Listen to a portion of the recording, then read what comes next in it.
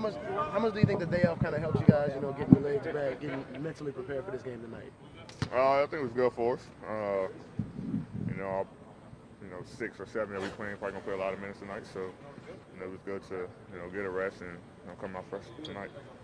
We've talked a lot about, not just you, the coaches, everybody have talked a lot about the mental toughness of this team. Like, how confident are you that you guys are going to leave everything on the floor and just bring it tonight? We do that every game. This is our game 7. We just approaching it as one game. Just win one game at a time, and this is a game that we have to win. Or our season is over, so we know what's on the line, and we're gonna leave it all on the floor tonight. Was there anything from that game too, where y'all was so close? Do you feel like you can take into tonight, and you feel like you got a chance to use that to win? I mean, we won here before, so we know we can win here. We were a close game too. We didn't get many free throw attempts that game, but we've been very aggressive going to the basket, able to get to the line, and game 4 we didn't make shots. So with a combination of making shots and getting to the line and doing what we're doing defensively, I think we should be fine. The game that you won here about a month ago, what do you remember about that game? What do you kind of draw out of that? We just played hard the whole 48 minutes. Even when they made runs, we were able to make a run of our own, kind of silence the crowd, and then like I said, we made shots. Guys played well, played a lot of confidence, and I think we did a great job defensively as well. Anthony, that Game 7 mentality we were talking about, is that something you all have referenced the last couple of days?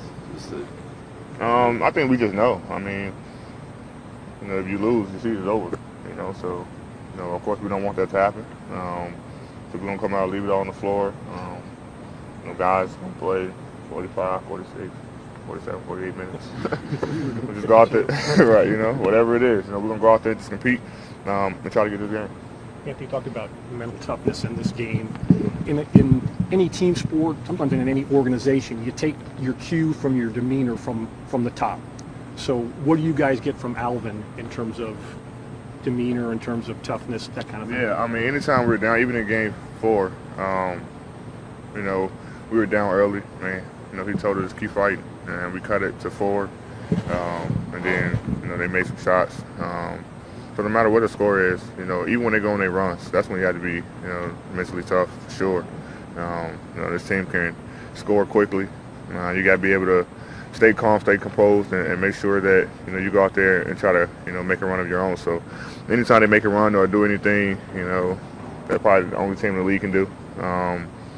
He tried to make us, calm down and just keep playing the way we're supposed to play. Is there something specific about his personality that enables him to do that? Oh, that's him. He's always calm, for the most part. And so he just makes sure that we stay calm and go out there and play.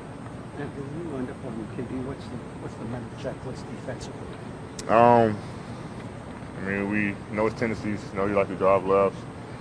When he's out there dancing, he wants to shoot that pull-up 3. So he can score in a variety of ways. Just make him shoot a contested shot. And that's all I try to do when I'm on him. Make him take a tough shot. He's gonna make some, but don't let it affect you defensively. Was that something you wanted? Did you approach Coach about guarding him, or is that something they talked to you about doing? That's something they talked about. Of course, they want me to stay at the rim. We don't have much size, so if Drew go to somebody else, then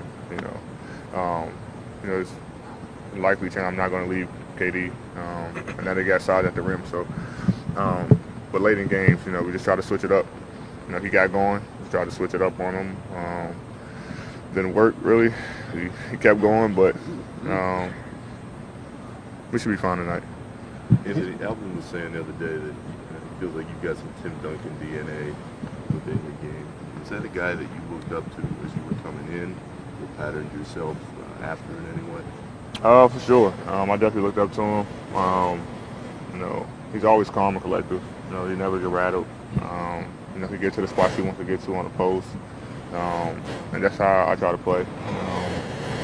I watched a lot of film on him.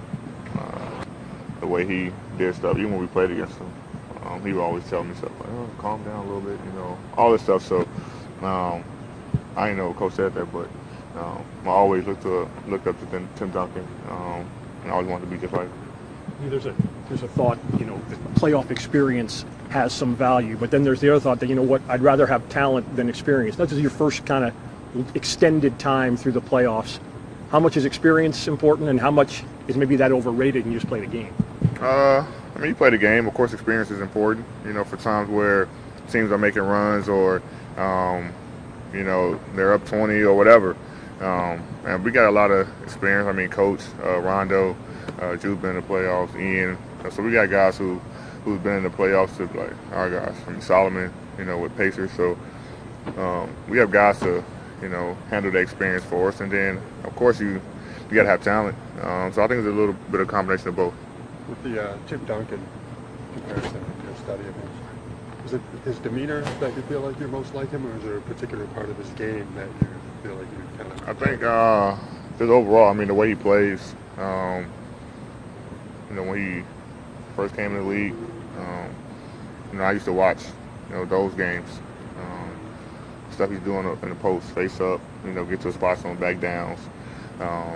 You know, the jumper he had from the face up, all that stuff. Then, like you said, his demeanor as well. He never got rattled, no matter what it was. You know, if it's in the double teams or, you know, he was missing shots or whatever. He just kept playing the right way. You know, of course, a lot to do with, you know, Pop being there and helping him out, but you know, just seeing that helps me a lot. But in your point guard days, you were not going to win. Oh, right? no. Actually, believe it or not, I was a big LeBron fan. That was kind of my era. You know, when I was point guard, you know, it was LeBron, all LeBron.